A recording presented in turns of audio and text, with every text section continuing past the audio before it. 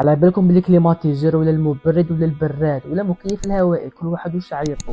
على بالكم بلي حرام ولا يجوز لو كان تشعلوا كرايح تعاقب في الدنيا والاخره.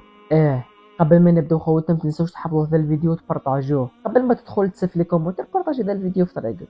خوتنا قبل ما نعرفوا على حرام ولا يجوز لازم تفهموا واحد الحاجه اللي هي الاغلبيه تاع الجزائريين كيشعلوا كليماتيزور يديروه الى اقصى حد ممكن باش يبرد لهم الدار زعما على جال سخانه والى اخره، وكيديروه الى اقصى حد ممكن يرقدوا تحته، وكاين حتى وين يرقدوا بلا تريكوات زعما غدوه من ذاك ولا مورها بساعات راهم رايحين يمرضوا. يمرض بالحمى، واحد يمرض بالكراجم، واحد يمرض بلاغريب، كل واحد كيفاش يمرض. ولكن هذا الشيء نقولوا عادي، ولكن ما علمناش بلي قادرين يمرضوا باخبث مرض وصنفه العلماء بانه في بعض الاحيان يكون اخطر مرض مقارنه مع السرطان، وهو كيتربى لك الماء في صدرك. اذا تربى لك الماء في صدرك كارثه. المهم واش معناتها كليماتيزور راهو اذيه للنفس تاعك، والله عز وجل كي تاذي نفسك راهو رايح يحاسبك، لان يقول الله عز وجل ولا تلقوا بايديكم الى التهلكه.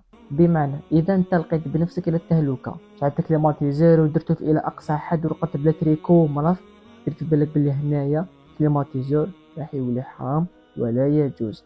ولكن اذا شعلته ودرته في المتوسط وبرت وقد بتريكو وبمرج الحمد لله، هذا امر عادي ولا باس. بمعنى وباختصار اشعل كليماتيزور وما ترقدش بلا تريكو. اذا رقدت بلا تريكو راك راح تمرض باخبث مرض، قادر تموت، وربي سبحانه رايح يحاسبك. ربي يهدينا وربي يصلح الحوال.